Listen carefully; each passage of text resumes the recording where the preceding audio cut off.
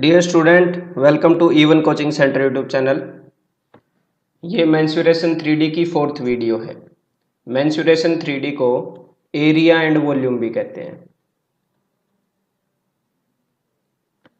इस वीडियो के अंदर स्फीयर एंड हेमिस्फीयर ये दोनों मैं आपको कराने वाला हूँ। तो अपना पेन एंड नोटबुक दोनों लेकर आ जाओ, बिकॉज आप नोट्स बना पाओगे मेरे हर एक वीडियो के अंदर। और ये नोट्स एसएससी प्री, मेन और बैंकिंग के लिए एनएफ होंगे, इससे बाहर नहीं आएगा। और कोई भी क्वेश्चन उसको मैं बताऊं उससे पहले खुद करना, तभी आप अच्छे से सीख पाओगे। खुद ट्राई करना वीडियो को पॉज करके। तो आइए स्टार्ट करते हैं। स्फीयर एंड हेमिस्फीयर ये दो फिगर्स कवर करेंगे। इससे पहले के वीडियो में और बाद के वीडियो में कई फिगर्स को मैंने प्रिज्म एंड पिरामिड इस कैटेगरी के अंदर रखा है। तो प्रिज्म मैंने एक्सप्लेन किया है कि जिसका टॉप एंड बेस सेम हो। तो स्फीयर एंड हेमिस्फीयर में देखो, स्फीयर में तो टॉप एंड बेस है ही नहीं। स्फीयर एक बॉल के जैसा है, फुटबॉल जैसा। तो फुटबॉल में टॉप एंड बेस नहीं होता, तो टॉप एंड बेस होता ही नहीं तो सेम कहां से होगा। तो स्फीयर एक प्रिज्म नहीं है। एंड पिरामिड क्या है? कोई भी ऐसी फिगर जिसका टॉप पॉइंटेड हो, जैसे कि एक कोन, जैसे कि ये फिगर जिसका टॉप पॉइंटेड हो। तो इनमें से किसी का टॉप पॉइंटेड भी नहीं है, तो ना ही ये दोनों फिगर्स प्रिज्म है, ना ही ये दोनों फिगर्स पिरामिड है। तो उनके जनरलाइज्ड फॉर्मूले इन पर मत लगाना। इनका अगर आपने फॉर्मूला प्रूव करना है तो वो दूसरे वे से होता है, इंटीग्रेशन से। तो आइए स्टार्ट करते हैं। इनके फॉर्मूले अगर आप याद कर लोगे तो बेटर रहेगा। तो इनके बारे में तीन चीजें पता होनी चाहिए: volume, curved surface area and total surface area.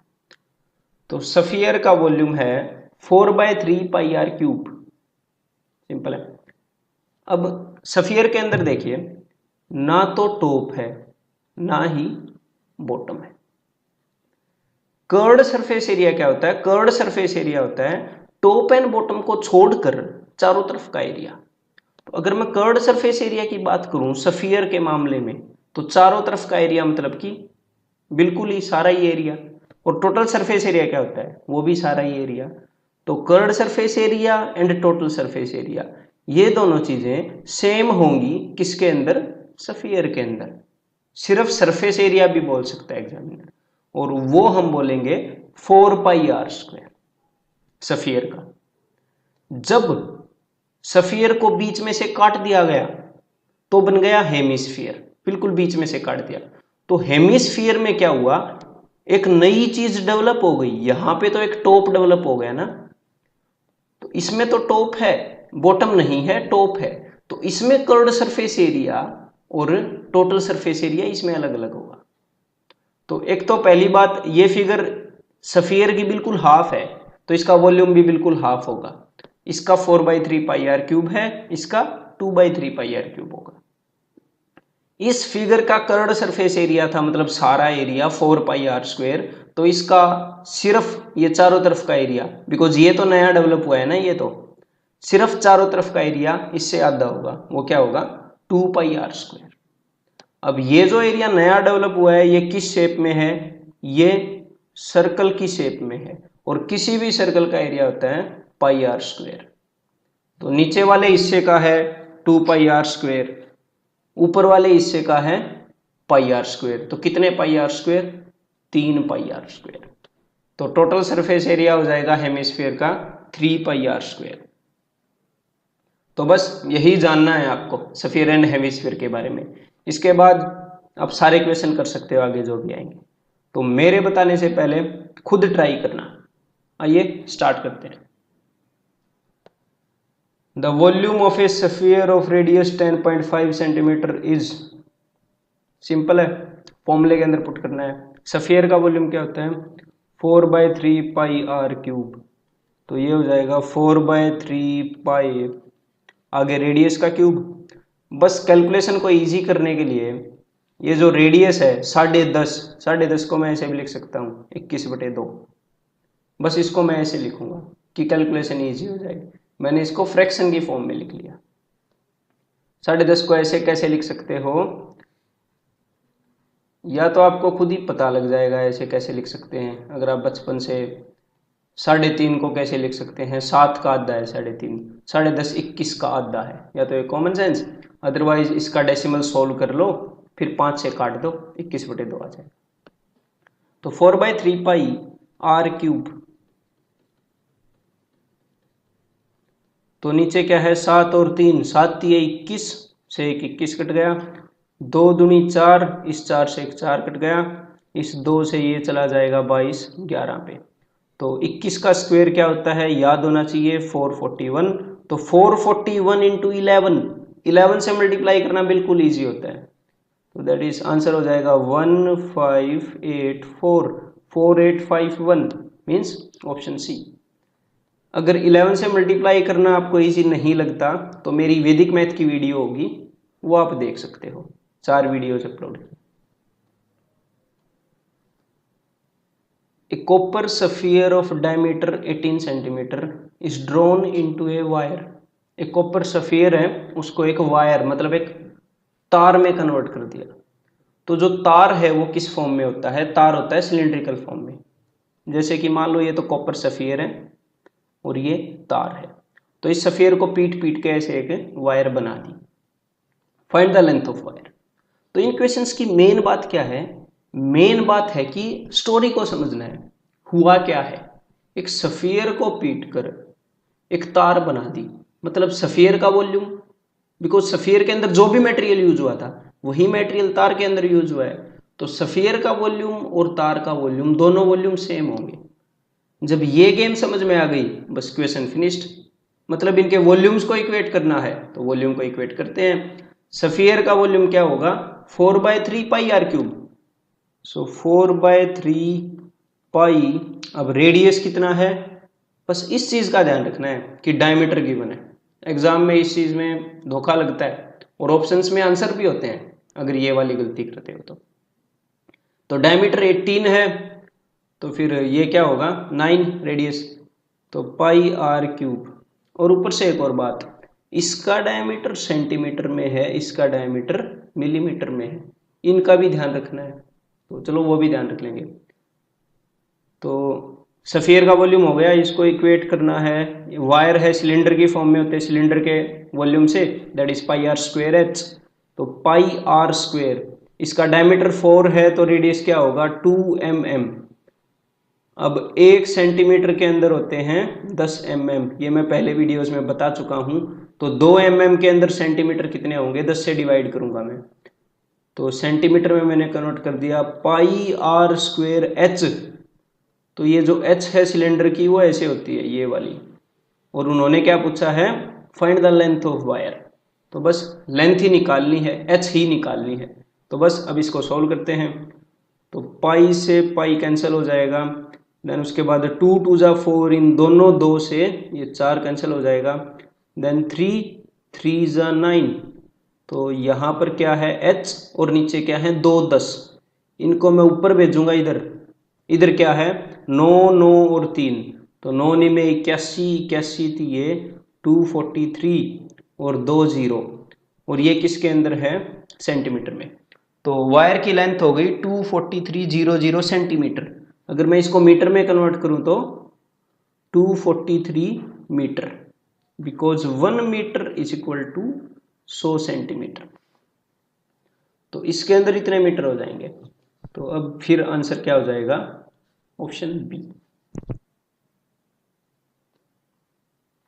12 spheres of the same size are made by melting a solid cylinder। 12 sphere बनाए सेम साइज के, कैसे मेल्ट कर दिया एक सॉलिड सिलेंडर को, of 16 centimetre diameter and 2 centimetre height. The diameter of each sphere is. तो game समझना है बस। गेम क्या है, एक सिलेंडर था जैसे कि ये है, इस सिलेंडर को पिघलाकर 12 छोटे छोटे सफियर्स बनाए गए, जैसे कि ये सफियर्स हैं। तो बिकॉज इस सिलेंडर से ही पिघला कर ये सफियर्स बनाए गए हैं, तो सिलेंडर के अंदर जो भी मटेरियल था उतना ही मटेरियल सारे सफियर्स के अंदर होगा। मतलब इस सिलेंडर का वॉल्यूम और इन सारे सफियर्स का वॉल्यूम सेम होगा। तो बस वही इक्वेट करते हैं, दैट्स टू, क्वेश्चन सोल्व हो जाएगा। तो सिलेंडर का वॉल्यूम होता है पाई आर स्क्वेयर एच, तो पाई आर स्क्वेयर रेडियस क्या था उसका, सॉलिड सिलेंडर का डायमीटर है 16 सेंटीमीटर, तो रेडियस होगा 8।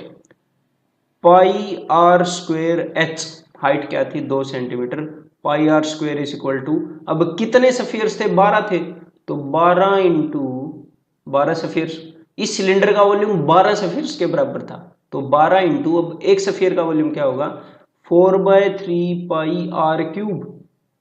अब रेडियस यही हमने बताना है, डायमीटर ऑफ ईच सफियर, तो चलो is equal to radius cube, तो पाई से पाई कैंसिल हो गया, उसके बाद 3 4 जा 12, तो इन दोनों से मैंने ये काट दिया, 4 से 2 पे, 4 से 2 पे, तो r cube is equal to 2 into 2 into 2, तो फिर आर क्या होगा 2।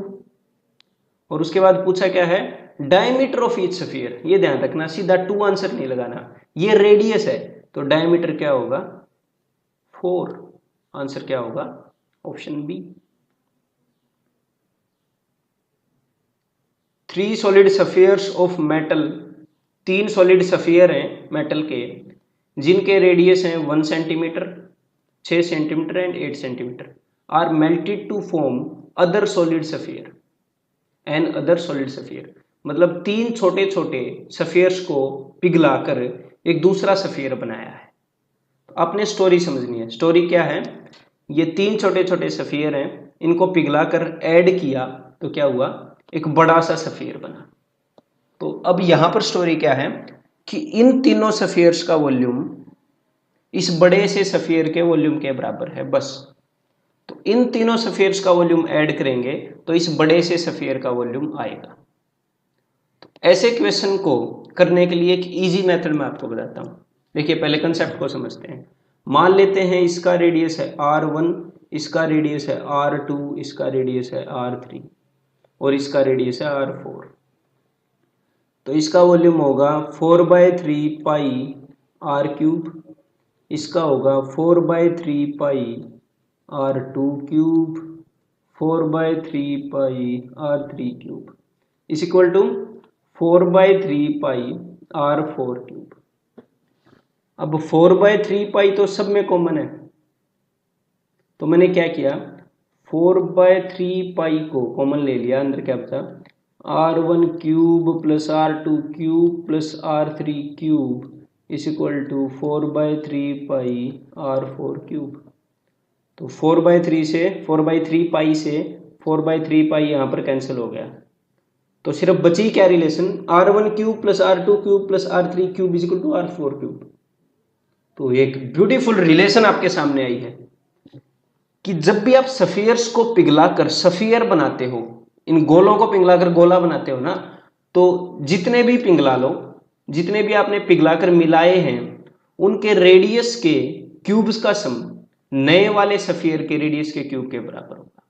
अगर ये पता है तो देखिए सीधा सीधा बड़े वाले का रेडियस निकलेगा, छोटे वाले के रेडियस का क्यूब जोड़ देते हैं और फिर ये क्वेश्चन तो मेंटली कर लेंगे। 1 का क्यूब क्या है 1, 6 का क्यूब 216, 8 का क्यूब 512, सबको ऐड करके क्या बनेगा 500 और 200 728 और 1 729। तो सबको ऐड करके ये आया, ये किसके बराबर है बड़े वाले के रेडियस के क्यूब के बराबर। तो 729 किसका क्यूब है ये भी याद होना चाहिए, 9 का क्यूब है। तो बड़े वाले का रेडियस क्या है 9, इन्होंने क्या पूछा है the radius of this new sphere is 9। तो वेरी सिंपल क्वेश्चन, और ये प्रीवियस ईयर क्वेश्चंस में आ चुके हैं 2-3 बार। तो आप क्या करोगे, जब भी सफियर्स को पिघलाकर मिलाएंगे एग्जामिनर और एक नया सफियर बनाएंगे, सफियर्स को पिघलाकर सफियर बनाएंगे, तो इन सारे सफियर्स का चाहे 3 हो 4 हो 5 हो या 2 हो, इन सारे सफियर्स के रेडियस के क्यूब का सम बड़े वाले के रेडियस के क्यूब के बराबर। तो चलिए एक और क्वेश्चन करते हैं। सही 3 solid metallic sphere of diameter, इतने इतने डायमीटर हैं सॉलिड मेटालिक सफियर के, आर मेल्टेड, उनको मेल्ट किया, and recast into a new solid sphere, और एक नए सॉलिड स्फीयर में रिकास्ट किया, मतलब एक नया सॉलिड स्फीयर बना दिया, तो the diameter of new solid sphere is, तो नए सॉलिड स्फीयर का डायमीटर क्या होगा। तो वैसा ही क्वेश्चन है, 3 स्फीयर को मिला के नया स्फीयर बनाया है, तो वही रिलेशन लगाते हैं। पहले वाले का डायमीटर कितना है 6 सेंटीमीटर, तो रेडियस कितना होगा 3, इसका रेडियस कितना होगा 4, इसका रेडियस कितना होगा 5। तो चलिए इसको सोल्व करते हैं। 3 का क्यूब दैट इज 27, 4 का क्यूब 64, 5 का क्यूब 125। तो इन सारे को जोड़ के क्या आएगा, बड़े वाले स्फीयर के रेडियस का क्यूब। तो इन सबको जोड़ते हैं तो ये कितना हो जाएगा 189 प्लस 2216, 216। तो बड़े वाले के रेडियस का क्यूब क्या है 216, तो बड़े वाले का रेडियस क्या होगा 6। तो हम सीधा 6 पे नहीं टिक करेंगे, एक बार क्वेश्चन को फिर से देखेंगे। The diameter of the new solid sphere, नए वाले सॉलिड स्फीयर का डायमीटर पूछा है, तो रेडियस अगर 6 है तो डायमीटर 12 होगा। Option D will be the answer. तो नेक्स्ट कंसेप्ट है द रेशियो कंसेप्ट। किस किस चीज के बीच में ratio, radius, surface area and volume.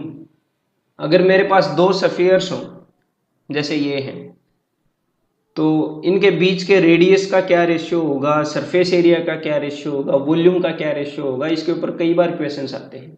और अगर आप ये कंसेप्ट समझ जाओ तो विद इन 5 to 10 सेकेंड्स बिना लिखे आंसर बता सकते हो। तो इसको ध्यान से देखना। मान लो इस स्फीयर का रेडियस है r1, इस स्फीयर का रेडियस है r2, तो फिर रेडियस के बीच में क्या रेशियो हो गया ये देख लेते हैं। तो रेडियस के बीच में रेशियो हो गया r1 रेशियो r2 दोनों स्फीयर्स में। तो अब सरफेस एरिया के बीच में क्या रिलेशन होगा वो देखेंगे। तो सरफेस एरिया क्या होता है that is 4 pi r square, और वॉल्यूम क्या होता है 4/3 पाई r3। तो पहले वाले अब सरफेस एरिया के रिलेशन देखते हैं। पहले वाले स्फीयर का सरफेस एरिया होगा that is 4 pi r1 square surface area 1, दूसरे वाले का होगा surface area 2 that is 4 pi r2 square. तो 4 पाई से 4 पाई कैंसिल, तो सरफेस एरिया का रेशियो क्या है r1 square r2 square, r1 square ratio r2 square. Similarly अगर वॉल्यूम का रेशियो कंपेयर करें तो volume 1 by volume 2 we have 4/3 pi r1 cube divided by 4/3 pi r2 cube. 4/3 पाई से 4/3 pi cancel हो गया, तो वॉल्यूम का रेशियो क्या है r1 cube ratio r2 cube. अब याद रखने वाली बात क्या है, याद रखने वाली बात यह है कि 2 स्फीयर्स के रेडियस का जो भी रेशियो, कोई भी रेशियो, सरफेस एरिया का रेशियो होगा रेडियस के रेशियो का स्क्वायर, वॉल्यूम का रेशियो होगा रेडियस के रेशियो का क्यूब। बस ये याद रखने वाली बात है। मतलब अगर हमारे पास 2 स्फीयर्स हैं, स्फीयर 1 एंड स्फीयर 2, इनके रेडियस का रेशियो है 2:3, तो सरफेस एरिया का रेशियो होगा 4:9, वॉल्यूम का रेशियो होगा 2 का क्यूब क्या है 8, 3 का क्यूब क्या है 27। बस ये। अगर मेरे पास 2 स्फीयर्स हैं, स्फीयर 1 स्फीयर 2, इनके रेडियस का रेशियो है 1:2। रेडियस का क्या रेशियो है कि स्फीयर 1 का रेडियस आधा है स्फीयर 2 के रेडियस से, या फिर आप क्या बोल सकते हो स्फीयर 2 का रेडियस डबल है।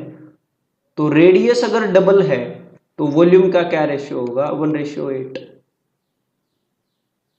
बस उसी चीज को मैं अलग अलग वे में बोल रहा हूं। तो आपने जस्ट यही देखना है कि रेडियस का जो भी रेशियो होगा 2 स्फीयर्स के, सरफेस एरिया का रेशियो उसका स्क्वायर होगा और वॉल्यूम का रेशियो उसका क्यूब होगा। बस। तो अब इसी को अप्लाई करते हैं। The ratio of areas of 2 spheres, तो एरिया का रेशियो तो दैट इज 25:36।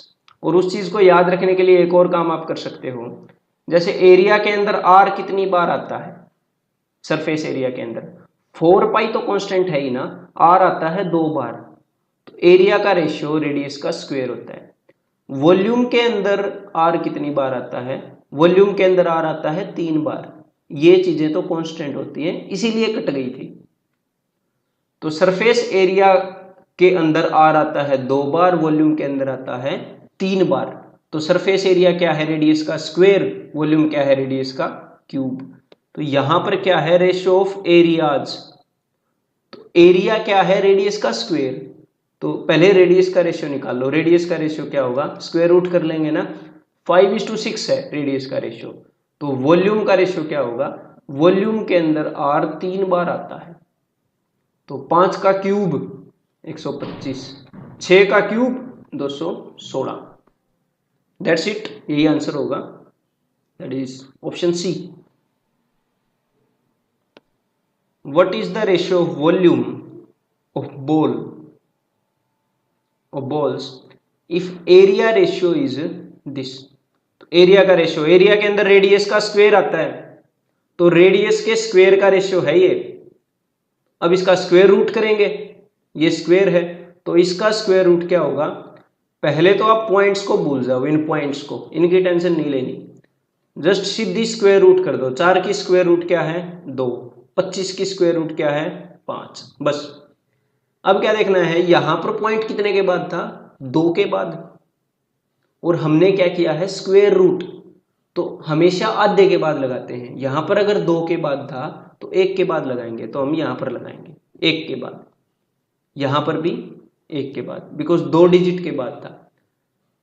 अगर पॉइंट 4 के बाद होता और इसका स्क्वायर रूट करते तो हम हमेशा आधे के बाद लगाते हैं। इस पॉइंट को भूल जाओ, 16 का स्क्वायर रूट क्या है 4, यहां पर 4 के बाद था तो यहां पर 2 के बाद, सिंपल। तो रेडियस का रेशियो है 0.2 रेशियो 0.5, और वॉल्यूम के अंदर रेडियस का क्यूब होता है, तो वॉल्यूम का रेशियो होगा 2 का क्यूब 8, 5 का क्यूब 125। अब इसके अंदर पॉइंट कितने के बाद था, 1 के बाद, तो हमने क्यूब किया है तो 3 गुना, तो इसके अंदर होगा 3 के बाद 1 2 3, इसके अंदर भी होगा 3 के बाद 1 2 3 यहां पर। तो बस ये किसी न किसी ऑप्शन में मिलेगा आपको, that is option A. If the ratio of volume of 2 spheres, volume का रेशियो ये है, तो वॉल्यूम के अंदर क्या आता है, रेडियस का क्यूब, तो सीधा क्यूब रूट कर लो, 7 और 5, हमें क्या मिल गया, रेडियस का रेशियो मिल गया। वॉल्यूम के अंदर रेडियस का क्यूब आता है। तो what is ratio of area, अब एरिया के अंदर रेडियस का स्क्वायर आता है, तो एरिया का रेशियो होगा 49:25, that is option B. Find the number of lead balls each 1 centimetre in diameter. Lead balls जो डायमीटर जिसका 1 सेंटीमीटर है, that can be made from sphere of diameter 12 centimetre. मतलब एक तो ये बड़ा स्फीयर है और एक ये क्या है, ये लेड बॉल है। तो find the number of lead balls, हम कितनी लेड बॉल बना सकते हैं जिनका डायमीटर है 1 सेंटीमीटर, किससे, एक और स्फीयर है जिसका डायमीटर है 12 सेंटीमीटर। तो बड़े वाले स्फीयर का डायमीटर छोटे वाले स्फीयर के 12 गुना है, तो अगर डायमीटर 12 गुना है तो रेडियस भी 12 गुना होगा, सिंपल है। अगर ऐसे नहीं समझ में आया तो बड़े वाले का रेडियस क्या है, रेडियस डायमीटर से आधा होता है, रेडियस है 6 सेंटीमीटर। छोटे वाले का रेडियस क्या है, इसका रेडियस है डायमीटर से आधा होगा 1/2 सेंटीमीटर। तो अब यहां पर देखो, इसका रेडियस है सिर्फ हाफ, आधा, इसका रेडियस है 6, तो छोटे वाले के रेडियस से 12 गुना है, 12 से गुणा करके देख सकते हैं छोटे वाले के रेडियस को, तब 6 आता है। तो छोटे वाले के रेडियस से 12 गुना है बड़े वाले का रेडियस। तो रेडियस का रेशियो क्या है, रेडियस का रेशियो 1:12, किसका, small sphere and large sphere. अगर रेडियस का ये रेशियो है तो वॉल्यूम का रेशियो क्या होगा, वॉल्यूम का रेशियो होगा 1 का क्यूब क्या होता है, 1 का क्यूब इज 1, 12 का क्यूब इज 1728। तो वॉल्यूम मैंने क्यों लिया, बिकॉज अगर बड़े वाले स्फीयर से हम लेड बॉल्स बनाएंगे तो क्या होता है, बड़े वाले स्फीयर में जितना भी वॉल्यूम है उतना ही इसके अंदर कंटेंट है। वॉल्यूम का क्या मतलब है, कंटेंट, कि इसके अंदर मटेरियल कितना है।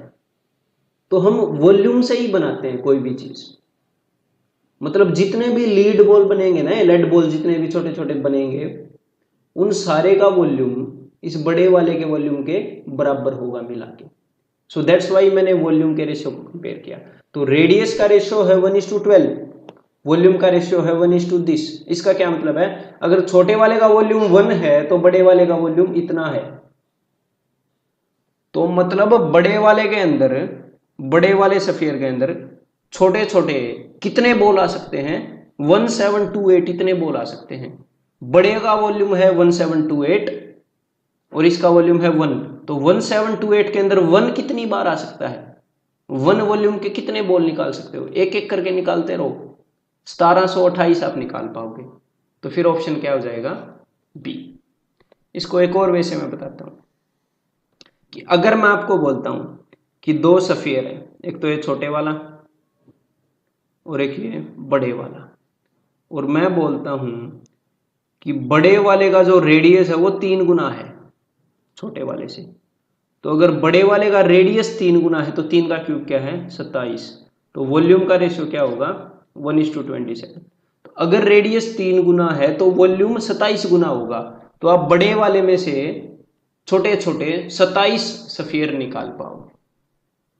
सिंपल कंसेप्ट है, उसी रेशियो वाले को यूज किया। A spherical lead ball of radius, spherical lead ball है जिसका रेडियस है 10 centimetre, is melted and small lead balls of radius 5 mm are made. तो एक सफेरिकल लेड बॉल है ये वाली जिसका रेडियस है 10 सेंटीमीटर, इसको मेल्ट किया और पिघलाकर स्मॉल लेड बॉल्स बना ली जिनका रेडियस है 5 mm। तो यूनिट्स का ध्यान रखना है, ये mm है, ये सेंटीमीटर है। तो इस सेंटीमीटर को मैं mm में कन्वर्ट कर रहा हूं, 1 centimetre is equal to 10 mm, because हमें जस्ट रेशियो देखना है। तो ये कितना हो जाएगा, 100 mm। तो बड़े वाले स्फीयर और छोटे वाले स्फीयर के रेडियस का रेशियो क्या है, रेडियस का रेशियो है 20:1। बड़े वाले बिगर का रेडियस स्मॉलर के रेडियस से 20 गुना है। अगर रेडियस 20 गुना है तो वॉल्यूम कितने गुना होगा, वॉल्यूम हमेशा क्या होता है, वॉल्यूम के अंदर रेडियस का क्यूब है, तो 20 का क्यूब क्या है, 8000। तो छोटे वाले के कंपैरिजन में अगर रेडियस 20 गुना है तो वॉल्यूम 8000 गुना होगा। बड़े वाले में से छोटे छोटे 8000 बॉल बन सकते हैं। यहां पर ऑप्शन क्या होगा, ए। आपने जस्ट क्या देखना है कि रेडियस कितने गुना है। अगर बड़े वाले स्फीयर का रेडियस 2 गुना हुआ तो वॉल्यूम 8 गुना होगा। तो बड़े वाले में से छोटे वाले 8 बॉल बन जाएंगे। ये सिंपल कंसेप्ट है। अगर बड़े वाले का रेडियस 5 गुना हो गया, 5 टाइम्स, तो उसका वॉल्यूम 125 गुना होगा। तो कितने बॉल बनेंगे, 125। If a hemisphere is melted, एक हेमिस्फीयर को मेल्ट कर दिया, and 4 spheres of equal volume are made, hemisphere को मेल्ट करके 4 स्फीयर बना लिए इक्वल वॉल्यूम के। जैसे मान लो ये हेमिस्फीयर है, इसको पिघलाकर ये 4 स्फीयर बना लिए। The radius of each sphere, इस हर एक स्फीयर का रेडियस विल बी, मतलब कि कितना होगा, in comparison with hemisphere. The radius of each sphere, इस विल बी को काट देते हैं, the radius of each sphere in comparison with hemisphere will be. तो हर एक स्फीयर का रेडियस इस हेमिस्फीयर के रेडियस के कंपैरिजन में कितना होगा, 1/4 होगा, इक्वल होगा, हाफ होगा, 1/6 होगा, ये है। तो उसी कंसेप्ट पे जोर देते हैं। देखो, हेमिस्फीयर को पिघलाकर 4 स्फीयर बनाए। अगर हेमिस्फीयर की जगह पूरा स्फीयर होता तो, बिकॉज हमेशा पिछले कंसेप्ट में हमने क्या किया है, हमने एक बड़े स्फीयर को हमेशा एक छोटे स्फीयर से कंपेयर किया है। तो मैं हेमिस्फीयर को स्फीयर से कंपेयर नहीं कर सकता उस कंसेप्ट के अंदर, स्फीयर को स्फीयर से कंपेयर करना पड़ेगा। तो इसीलिए देखो, अगर हेमिस्फीयर में से 4 स्फीयर बन रहे हैं तो पूरे स्फीयर में से 8 स्फीयर बनेंगे, 4 नीचे से और 4 ऊपर से। बस इतना ही खेल है। अगर ये समझ में आ गया तो ये देखो, बड़े वाले सफेयर में से कितने सफेयर बन रहे हैं? 8। मतलब बड़े वाले का वॉल्यूम कितने गुना है छोटे सफेयर के कंपैरिजन में? बड़े वाले का वॉल्यूम कितने गुना है? 8 गुना है, बिकॉज बड़े वाले में से छोटे छोटे 8 निकल सकते हैं। तो वॉल्यूम है अगर 8 गुना, तो रेडियस कितने गुना होगा? अब वॉल्यूम के अंदर क्या होता है? वॉल्यूम के अंदर रेडियस का क्यूब होता है, तो हम क्यूब रूट करेंगे। तो अगर इसका वॉल्यूम 8 गुना है बड़े वाले सफियर का या फिर हेमिस्फीयर का, इस सफियर और हेमिस्फीयर का रेडियस तो सेम ही रहेगा ना। तो अगर बड़े वाले का वॉल्यूम 8 गुना है तो रेडियस 2 गुना है। तो बस इस हेमिस्फीयर का रेडियस क्या है इसके कंपैरिजन में? 2 गुना। तो अब आंसर क्या होगा? The radius of each sphere, हर एक सफियर का रेडियस, इसको सफियर बोल रहे थे, हर एक सफियर का radius in comparison with hemisphere is half. That's all. If a sphere of radius r is divided into 4 identical parts, then the total surface area of the 4 parts is, तो चारों part का total surface area. तो चलिए एक बार इसको visualise करवाता हूं मैं। मान लो ये सफियर है, इसको 4 आइडेंटिकल पार्ट्स में काटा है ना, तो पहले मैं इसको 2 पार्ट्स में काट देता हूं। ऐसे इस सफियर को मैंने 2 पार्ट्स में काट दिया, 2 इक्वल पार्ट्स में। अब क्या करना पड़ेगा? अब इस हिस्से को भी 4 में काटने के लिए क्या करना पड़ेगा? इस हिस्से को भी और इस हिस्से को भी, दोनों को आधा आधा और काटना है, एक एक बार और काटना है बीच से। तो चलो नीचे वाले को मैं एक बार और काट देता हूं। तो नीचे वाले पोर्शन को मैंने एक बार और काट दिया आधा आधा। तो ये जो फिगर बनी है, उन्होंने क्या किया था? सफियर को 4 इक्वल पार्ट्स में बांटा था। तो ये जो फिगर बनी है, ऐसे ऐसे 4 पार्ट बने होंगे, तो इन चारों पार्ट का सरफेस एरिया बताना है, टोटल सरफेस एरिया। तो इसको ऐसे देखिए, ये जो सफियर है इसका बाहर का रंग क्या था? रेड। अंदर का कलर क्या है? ब्लू। तो सफियर के अब ये जो 4 पोर्शन है, चारों पोर्शन में 2 तरह के रंग होंगे, एक तो होगा रेड और एक होगा ये ब्लू। तो हमने क्या करना है? ऐसे ऐसे 4 पोर्शन है, तो ऐसे ऐसे चारों पोर्शन के रेड और ब्लू इन कलर्स का एरिया बताना है। तो अगर मैं ऐसे ऐसे चारों पोर्शंस को मिला दूं, देखो ऐसे चिपका दूं, इन दोनों को चिपकाऊंगा तो ऐसा बन जाएगा, और इन दोनों को चिपकाऊंगा तो ऐसा बन जाएगा। तो मैंने क्या किया? मैंने इन चारों को चिपका दिया। तो बाहर जो रेड वाला पोर्शन है, ऐसे बन जाएंगे चारों चिपकाने पे। तो रेड वाले पोर्शन का एरिया क्या होता है वो तो हमें पता ही है, 4πr²।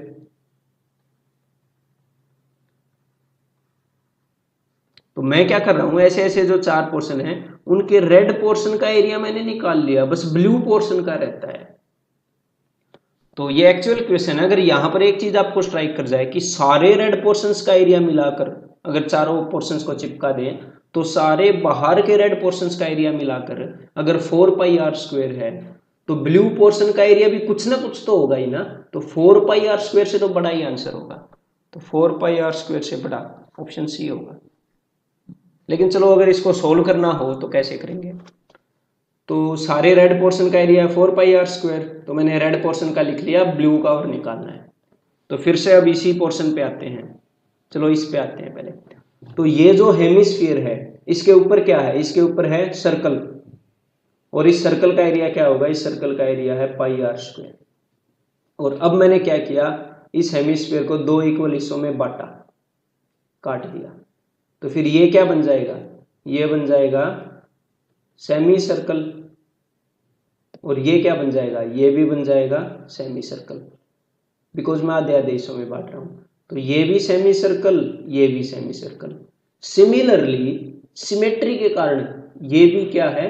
सेमी सर्कल, बिकॉज ये चारों पार्ट सिमेट्रिकल होंगे। तो यहां पर भी सेमी सर्कल, सर्कल का आधा हिस्सा, यहां पर भी सर्कल का आधा हिस्सा, आधा हिस्सा यहां पर, आधा हिस्सा यहां पर। मतलब कि ये पूरा ब्लू पोर्शन मिलाकर क्या हो गया? पूरा सर्कल बन गया। तो जो एक पार्ट है, एक पार्ट के पास ब्लू पोर्शन में कितने सर्कल हैं? एक सर्कल। और एक सर्कल का एरिया क्या होता है? πr²। लेकिन ऐसे ऐसे पार्ट कितने हैं? ऐसे ऐसे पार्ट हैं 4। एक पार्ट के ब्लू रीजन का एरिया है पाई आर स्क्वायर, तो 4 पोर्शंस के ब्लू रीजन का एरिया होगा 4 पाई आर स्क्वायर। तो अगर ऐसे ऐसे 4 पार्ट बनाओगे तो रेड पोर्शंस का एरिया होगा 4 पाई आर स्क्वायर, सारे ब्लू पोर्शंस का एरिया होगा 4 पाई आर स्क्वायर, तो टोटल सरफेस एरिया हो जाएगा 8 pi are square, means option C.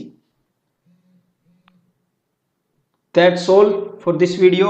I hope आपको बिल्कुल अच्छे से समझ में आया होगा।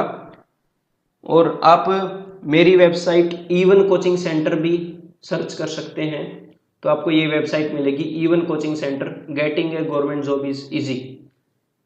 इसको आप विजिट कर सकते हो। आपको क्या फ़ायदा होगा, वहाँ पर काफ़ी आर्टिकल्स मेरे पढ़ने को आपको मिल जाएंगे, कौन कौन सी बुक्स पढ़नी चाहिए, कैसे कैसे पढ़नी चाहिए, एंड अलग अलग गाइडेंस अलग अलग टॉपिक्स के बारे में, तो वो थोड़े हेल्पफुल होंगे वहाँ पर जो मैं आर्टिकल्स लिखता हूँ इन वीडियोस की तरह ही। एंड आप बाकी दूसरे सोशल प्लेटफॉर्म्स पर मेरे साथ कनेक्ट हो सकते हो। ईवन कोचिंग सेंटर एक फेसबुक पेज होगा, do not forget to like that. Even coaching centre Facebook group में भी ज्वाइन कर सकते हो, and also follow me on my Instagram and Twitter handle. ये दोनों कौन कौन से होंगे ये मैंने यहाँ पर लिख रखे हैं। That's all. अगर वीडियो पसंद आई है तो do not hesitate to give it a thumbs up, because आगे भी मैं आपके लिए ऐसे वीडियोस लेके आता रहूँगा। बस पढ़ते रहो, हार्डवर्क करते रहो। एग्जाम्स इजी हैं अगर आप कंसेप्चुअल वे से, अच्छे कंसेप्चुअल वे से उनकी तैयारी करते रहो तो। That's all, bye bye.